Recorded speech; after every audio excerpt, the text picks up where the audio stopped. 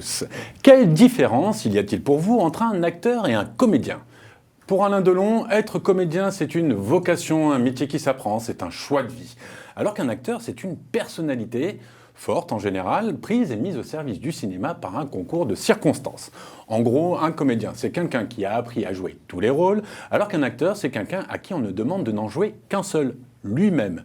Un peu réducteur, mais pas complètement faux. Ce qui n'empêche pas un acteur d'apprendre le métier de comédien. Bref, acteur, comédien, comédien, acteur. Pour nous, simples spectateurs, c'est un peu pareil. En tout cas, des deux, nous attendons la même chose, de l'émotion. Et pour ça, il faut du talent, déjà, pour savoir interpréter, incarner l'émotion et la transmettre. Mais il faut aussi beaucoup de passion et de résilience pour avoir ne serait-ce que la chance de jouer et d'interpréter. Nous le savons tous, le métier de comédien, c'est beaucoup de candidats pour très peu d'élus. Si j'en rajoute dans les superlatifs, c'est parce que je pense que nous n'avons pas conscience à quel point ce métier est difficile. Alors pourquoi fait-il toujours autant rêver ? Pourquoi des jeunes gens sont-ils prêts à tous les sacrifices pour l'exercer ? Eh bien écoutez, le plus simple, c'est de poser la question à mon invité. David Bertrand, bonjour. Bonjour Laurent. Mon invité, c'est vous. Vous êtes directeur de casting. Vous avez plus de 40 films dans votre carrière. On peut parler de Chocolat avec Omar Sy. J'ai noté également Adieu les cons avec Albert Dupontel ou encore L'ordre et la morale de Mathieu Kassovitz. C'est bon ? C'est bon. C'est bon. Alors d'abord, avant de voir un peu comment le métier de comédien a évolué, peut-être revenir sur ce qu'est votre métier, directeur de casting. Il y a beaucoup de fantasmes autour de ça. On a l'impression que beaucoup de jeunes gens disent « ouais, je fais un casting ». Pour eux, c'est comme s'ils allaient obtenir le rôle, ils allaient débuter une carrière. D'abord, un directeur de casting, c'est quoi dans le métier du cinéma et à quel moment il intervient dans la préparation d'un film ? Alors, tous les films sont différents et notre manière d'intervenir est tout le temps à peu près différente. La majeure partie du temps, un producteur ou un réalisateur nous appelle. Un producteur parce qu'on ne connaît pas le réalisateur et voudrait nous faire se rencontrer, ou un réalisateur parce qu'on a travaillé, ou qu'il a vu un film sur lequel on a travaillé et qui nous dit « voilà, j'aimerais avoir un peu ton point de vue sur, au départ, la lecture d'un scénario ». C'est un peu la Bible. Voilà. Et de cette lecture-là, déjà nous, on voit si effectivement on peut servir à quelque chose, voir si on peut avoir une vision sur cette histoire. Quand vous dites servir à quelque chose, ça veut dire quoi ? La façon dont vous concrétisez les personnages ?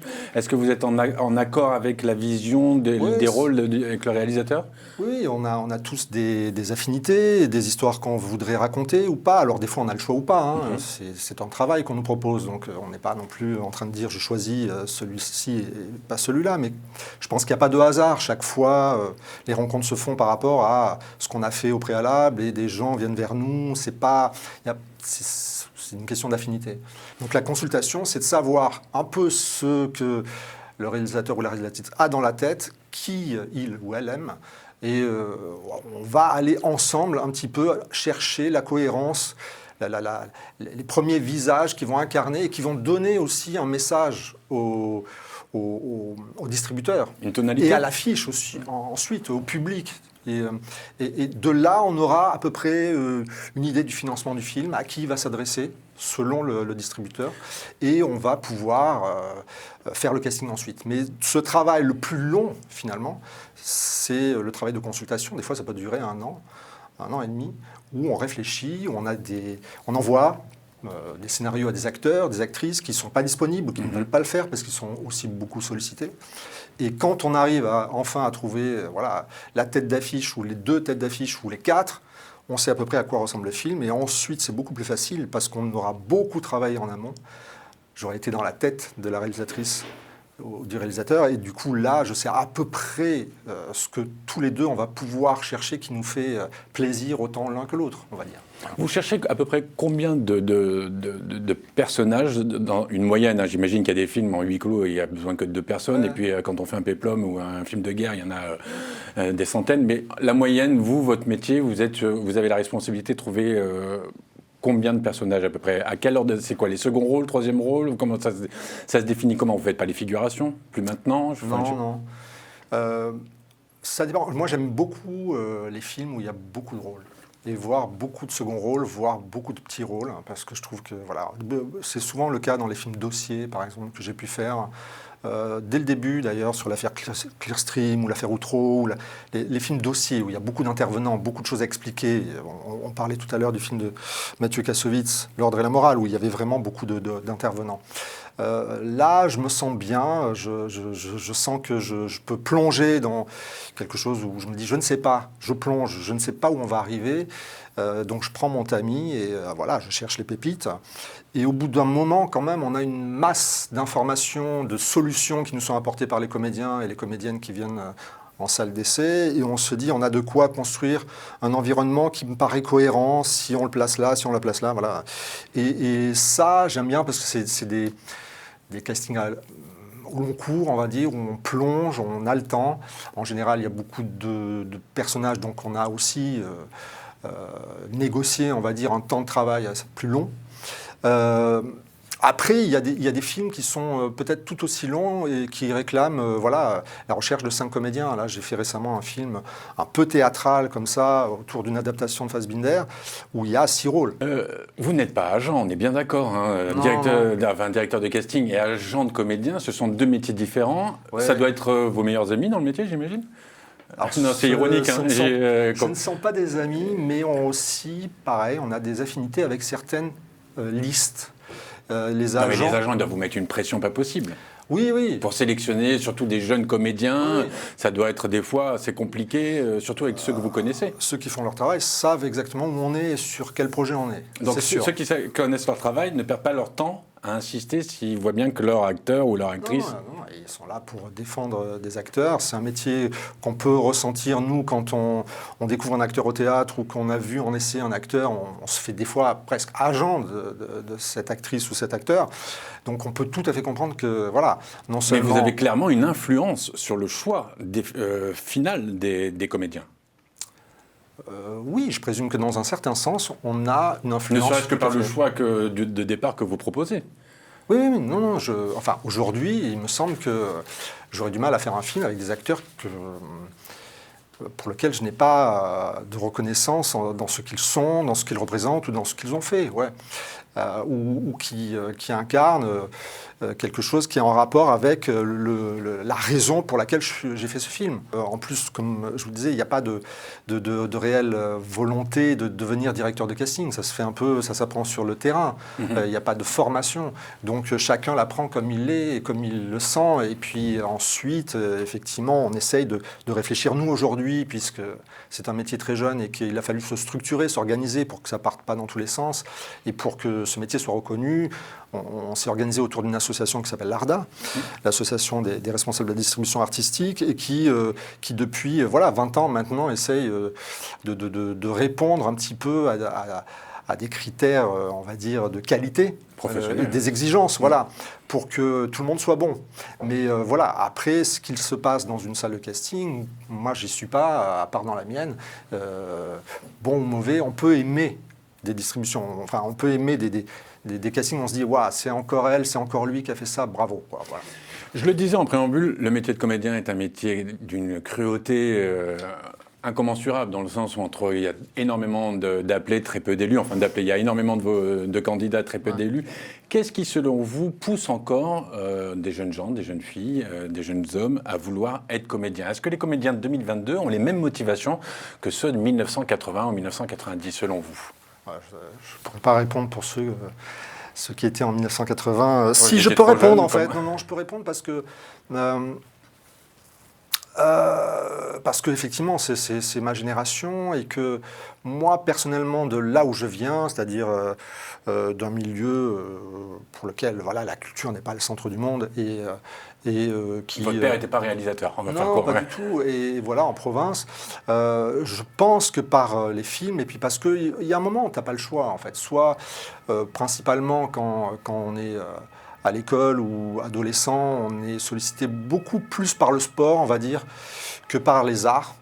Alors, je ne sais pas si c'est lié spécifiquement en France, mais à un moment donné, on se dit que le sport, c'est pas forcément non plus quelque chose qui va nous valoriser ou bien qui va nous permettre de s'épanouir ou de se réaliser ou d'être acteur de sa propre vie.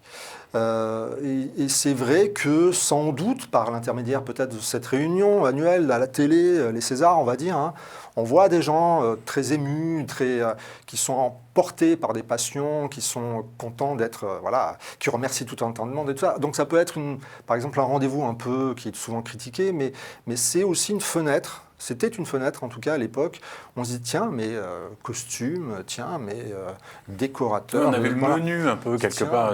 Qu'est-ce qui se passe à l'intérieur de ces gens pour que ça pour qu'il y ait une telle ébullition, un temps de remerciement et effectivement, après, c'est la nature des gens. Ils vont après lire, ils vont aller voir des films, ils vont aller au théâtre. Et puis, il y a une révélation. Souvent, il peut y avoir des révélations à l'école aussi, par le théâtre, la récitation. Je pense que... Le texte, ne serait-ce que le texte. Oui, une sorte de lien comme ça où on se dit, ma place est sans doute là. En fait. Alors que maintenant, David, le texte, l'émotion, avec les influenceurs, avec les réseaux sociaux, alors on ne dit pas que ce sont des comédiens qui font des castings, mais tout le monde veut paraître, tout le monde veut être adulé, avoir des followers. On ne le fait plus pour les mêmes raisons. Ce ne sont pas des gens qui veulent faire du cinéma, ils le font pour les mauvaises raisons, enfin pour les mauvaises raisons pour des réalisateurs ou pour des directeurs de casting. Ils ne cherchent pas la même chose. Je ne sais pas, je dirais que c'est les périodes... Vous les avez vu changer, vous les périodes sont différentes, en fait. On avait effectivement le cinéma, le théâtre et la télé. Aujourd'hui, on a les réseaux sociaux. Alors, l'image est de plus en plus prépondérante et forte, efficace. Elle est suivie par un nombre de gens conséquent et d'un petit sketch, tout peut s'emballer. Je ne sais pas si dans les années 80, une actrice ou un acteur se sont dit « c'est possible pour Sophie Marceau ». Dans la boum, on voit ce qui se passe, je ne sais pas, ça révèle l'envie comme ça, et ça génère sans doute des vocations, mais je me dis aujourd'hui, puisqu'on est très sensible à ça, il y a des jeunes gens qui ont le courage aussi de se représenter dans des sketchs alors au début par des blagues, pour faire des blagues, parce que c'est la culture et tout ça, mais moi je pense à une jeune femme qui s'appelle Fatou Kaba, que j'ai rencontrée à l'occasion d'un casting pour valider, qui a fait ce casting, que j'ai ensuite amené avec moi sur un autre casting pour le film qui va sortir le 23 mars de Louis-Julien Petit, La Brigade, avec Audrey Lamy, et qui l'a eu. Et parce que, voilà, mais c'est un talent pour moi. Voilà. C'est un pur talent, j'ai envie de travailler avec elle, elle m'a ouvert des portes aussi à moi. C'est-à-dire que notre travail, c'est de suivre aussi les évolutions, et ce ne sont que des reflets de la société. Si on ne les suit pas, on reste au service de quelque chose qui va finir par se nécroser, quoi. Ces jeunes gens sont des acteurs, des actrices, peut-être deviendront-elles ou ils des comédiennes et des comédiens. On ne sait pas, ça dépendra de la capacité de travail dont ils sont capables. Mais je me dis pas que c'est quelque chose de dommageable pour notre métier. J'ai encore un film là qui sortira plus tard en automne sur les sages-femmes, et j'ai cherché le frère du comédien principal, et je l'ai trouvé sur Instagram, Théodore. Je ne connaissais pas trop son travail, mais j'ai vu quelqu'un, et il est venu en essai, il était parfait, en fait. Mais il ne faut pas se refuser de travailler avec des gens qui ont le courage, de toute façon, de s'exposer à la critique, d'avoir une carrière, quand même, qu'ils se sont créés eux-mêmes. Et oui, en cela, ça change. Donc, ils ne sont pas passés par le cours Florent, ils ne sont pas passés par des castings, ils ont fait eux-mêmes leur propre casting et leur propre fiction. Et de là, est-ce qu'ils sont capables de s'ouvrir au monde comme nous on l'est aussi, tu vois, sur d'autres histoires et grandir ensemble, voilà.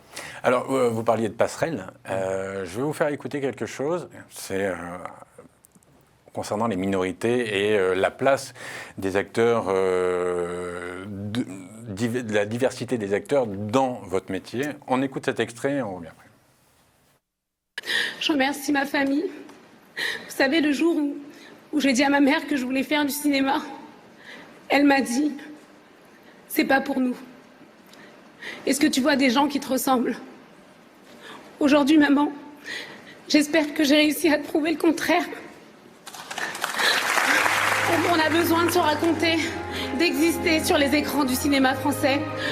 Une grande pensée pour Eusanne Palsy, qui il y a 31 ans était ici même et recevait ce prix. Merci beaucoup. David, ça c'était en 2017 pour le court-métrage Maman de Maïmouna Doucouré, comme on vient de voir. 5 ans après, est-ce que les choses ont évolué, ne serait-ce qu'un peu? Oui, il me semble qu'elles ont évolué. Vous êtes très engagé aussi pour ça, je crois. Hein. Ça me concerne, oui, ça fait partie effectivement des sujets qui me traversent et dont qui m'interrogent et je profite sans doute de ce métier pour mettre en pratique certaines idées, effectivement, qui me semblent urgentes. Quelques portes un peu. Oui, en ouvrir en tout cas. Oui, et ça remonte à loin, hein, si on parle des Césars là justement, par rapport à ces images. Je crois que c'était ce comédien en 2000, hein, avec Alixte Béra, qui est intervenu, qui s'est invité à la tribune des Césars pour déjà interroger les gens dans la salle du fait qu'il n'y avait pas de noirs au cinéma. Il y a eu ensuite l'intervention, mais seulement 20 ans après, hein, suite à plus de Aïssa Maïga. Et il y a eu ce qui s'est passé aux États-Unis aussi, où les Oscars ont été carrément boycottés par une majorité de comédiens afro. Oui, parce qu'effectivement, il y a un moment, il faut dire si ça ne va pas de soi, il va falloir quand même qu'on pousse les murs. Ouais. Alors qu'aux États-Unis, il y a quand même des films pour un public africain, enfin un public noir. Il y a des films où tous les personnages, ça évolue. Et ils ne sont pas uniquement qu'avec des comédiens noirs, mais c'est l'inverse un petit peu. C'est-à-dire que la minorité est blanche dans ces films-là. On n'a pas forcément la même histoire. C'est-à-dire que les États-Unis sont fondés sur des communautés et des histoires où, effectivement, les Afro-Américains sont en nombre considérable depuis fort longtemps. Là, nous, on a une histoire qu'on a occultée de l'esclavage et ensuite les colonies, qui fait qu'on n'a quand même jamais résolu tout à fait ces petites névroses historiques.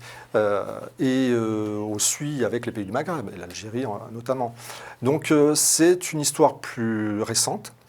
Et le temps historique, j'espère, nous donnera à voir que la France, j'espère, et en tout cas dans sa représentation, a évolué, mais elle ne se fera pas, et la preuve en est, sans les premiers concernés, c'est-à-dire ceux qui se réclament, entre guillemets, des minorités visibles, dits de la diversité. Enfin, j'espère qu'un jour, on n'aura plus à parler de ces termes barbares, mais qui feront eux-mêmes le cinéma.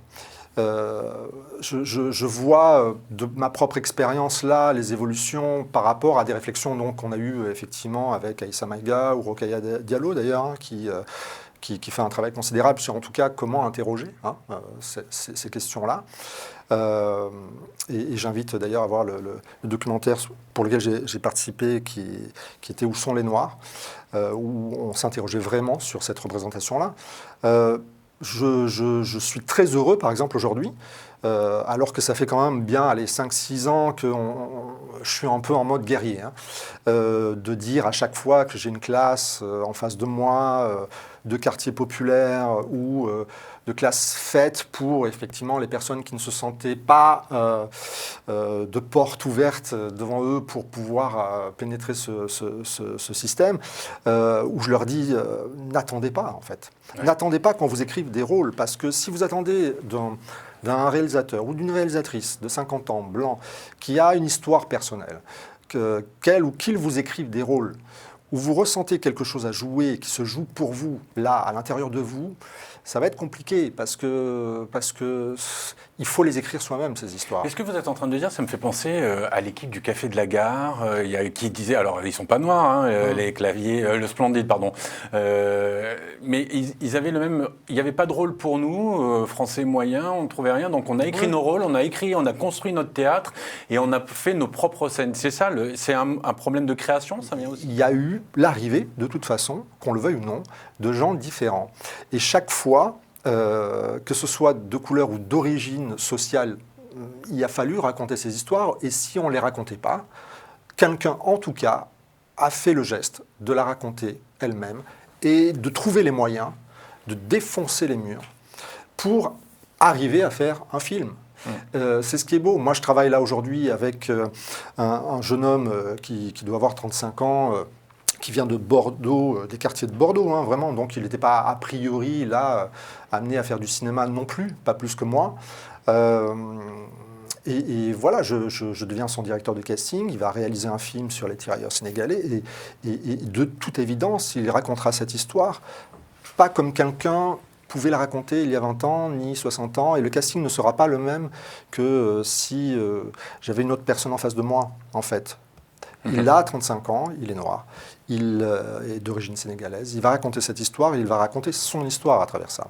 Donc le casting, pour moi, ça va être aussi une manière de faire des choses différentes avec lui. Et lui, voilà, c'est un comédien qui ne voulait plus faire de rôle, qui ne voulait plus aller au casting parce qu'il trouvait qu'on lui proposait des choses qu'il n'avait pas à jouer.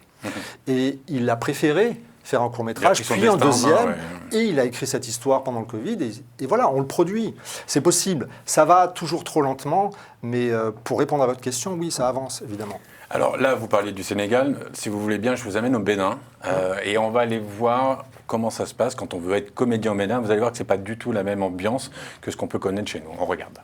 Définie comme une partie du théâtre où jouent les acteurs, la scène fait appel à des métiers tels que la mise en scène, la figuration et la comédie. Donc, un comédien est un professionnel du spectacle vivant et audiovisuel. Il interprète des textes et exprime des émotions pour captiver son auditoire. Jouer pour moi, c'est entrer en relation avec le monde.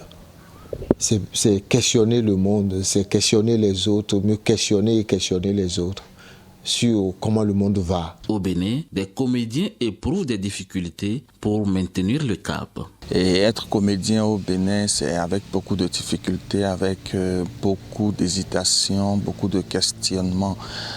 Mais nous sommes dedans parce qu'on se dit, voilà, c'est une passion pour nous et on s'y bat pour ça. Première difficulté, nous n'avons pas beaucoup de création dans le pays. Donc ça, c'est déjà un problème crucial qu'il faut régler. Aujourd'hui, avec l'avancée technologique, le numérique pour certains est un atout et pour d'autres, il constitue une menace pour le métier du comédien en termes de création, d'art et d'esthétique. Le spectateur qu'on a veut aller juste voir vite. Il veut juste voir ce qui brille tout de suite et ce qui lui fait rigoler ne serait-ce que 2 secondes. À partir de ce moment, le numérique est en pleine concurrence et en plein ravissement d'espace à l'espace physique du théâtre. C'est au comédien, c'est à l'acteur de s'actualiser, de se mettre au niveau qu'impose le travail aujourd'hui, qui est de pouvoir travailler avec le virtuel. On est acteur ou on est comédien de son temps ou on ne l'est pas du tout. Pour moi, ce n'est pas du tout une difficulté. L'École internationale de théâtre du Bénin organise périodiquement des formations professionnelles au profit des bénéficiaires des 4 coins du monde. Il est important qu'il y ait des centres de formation en la matière. Et comme il en manque, moi j'en ai créé. Malgré les difficultés rencontrées dans l'exercice des métiers de la scène au Bénin, la passion est devenue l'arme utile à laquelle le comédien s'accroche pour surmonter les difficultés qui se présentent à lui. David, le cinéma africain, on peut imaginer qu'un jour ça devienne, peut-être pas Hollywood, mais Bollywood. Il y a une vraie économie, une vraie industrie du cinéma africain, comme il y a, je citais Bollywood, en Inde, qui a, je crois que c'est les plus gros producteurs de films. Oui, je pense. Est-ce qu'on peut s'attendre, alors c'est peut-être pas leur priorité en ce moment avec les événements qui se passent dans certains pays, notamment francophones, mais la création, l'Afrique est un pays artistique avec d'immenses artistes. Je crois qu'en plus, ils ont des décors naturels qui sont à couper le souffle et que toutes les productions du monde recherchent. Est-ce qu'on peut s'attendre à ce qu'il y ait quelque chose qui évolue? Est-ce que ça mériterait? Est-ce qu'il y a des partenariats avec la France, avec l'Europe, pour créer et développer des projets cinématographiques en Afrique? Bien évidemment, je pense que si nous-mêmes, c'est-à-dire le cinéma français, est devenu une industrie avec une capacité de produire beaucoup de fiction, de films et de séries, c'était une volonté politique, je pense. Donc aujourd'hui, le résultat est là, c'est-à-dire qu'on produit et on est effectivement à ce régime industriel. Je pense que c'était le cas avant des États-Unis. Voilà. Et c'est un régime aussi industriel en Inde. L'Afrique, voilà, ça dépendra, alors je ne sais pas, selon les pays, de la volonté politique de chaque pays et chaque gouvernement à dire c'est une économie qui est viable et qui est forte et qui met en avant notre culture. Il y a souvent, avec les nouvelles générations, cette envie de rendre et de amener ce qu'ils ont eu par leurs parents, ce que leurs parents leur ont permis d'obtenir en venant en France, en sacrifiant beaucoup de choses. Eux ont envie souvent de renvoyer l'ascenseur en apportant un peu de leur connaissance, de leur maîtrise, de leur savoir dans le pays de leurs parents. Est-ce que près des comédiens que vous rencontrez, il y a aussi ce sentiment, il y a cette envie? Je ressens ça aussi. Ouais. Après, j'ai eu l'opportunité de travailler avec Maman, qui a fait une comédie politique qui s'appelait Bienvenue au Gondwana. C'est une république qu'il a créée de toutes pièces, à la radio, je pense, dans son premier temps, et qu'il a mis en scène. C'était intéressant parce que du coup, on castait aussi avec des gens par Internet, des comédiens locaux là-bas, et un peu de tous les pays d'ailleurs. Et je pense que, en l'occurrence, Maman... je ne crois pas me tromper, mais ne vit pas en France, ne vit plus en France. Il a envie, effectivement, de lancer un cinéma africain avec ses codes. C'est-à-dire que j'avais clairement, en plus, là, une comédie sur l'Afrique et tout ça, avec des choix qui étaient sa perception de ce qui fait rire les Africains, pas forcément les Français. Et ça a donné lieu à des conversations en disant mais là c'est une image un petit peu du français là qui date ou pas. Enfin, on se posait beaucoup de questions et même sur le montage et tout, il a tenu à faire en sorte que ce film soit projeté dans des salles en Afrique parce qu'il savait que le rire ne serait pas le même qu'en France. Donc il y avait vraiment une volonté comme ça de ramener cette économie là sur ces territoires là. Et je pense que dans des acteurs comme ça, plus jeunes de la génération dont je vous parlais, il y a quand même cette envie, des fois, de revenir, ou en tout cas de faire le lien, parce qu'aujourd'hui, il n'y a plus de honte à venir de là d'où on vient. Et qu'au contraire, il faut. C'est une fierté maintenant. Ouais. David Bertrand, merci beaucoup. On arrive au terme de l'émission. Votre prochain gros film, on peut en parler? Non, c'est encore secret? J'ai un film qui sort là, effectivement, le 23 mars, de Louis-Julien Petit, La Brigade, avec François Cluzet, Audrey Lamy, et en l'occurrence, toute une brigade, on va dire, de jeunes mineurs non accompagnés, qui s'est tourné l'an dernier avec ces jeunes-là, et j'ai hâte d'être à la sortie pour voir si... La Brigade, le 23 mars, c'est ça? Oui, j'ai vraiment envie que ce film, effectivement, à un moment donné où on vit quand même des choses assez difficiles, c'est un film de concorde, de ralliement, qui fait du bien, et j'espère qu'il sera partagé. Voilà. C'est tout le mal qu'on vous souhaite. Ouais. Merci beaucoup en tout cas. TLS Plus pour aujourd'hui, c'est terminé. Donc on se retrouve la semaine prochaine, vous le savez maintenant. Et quant à moi, je vous dis à la semaine prochaine. Au revoir, à bientôt.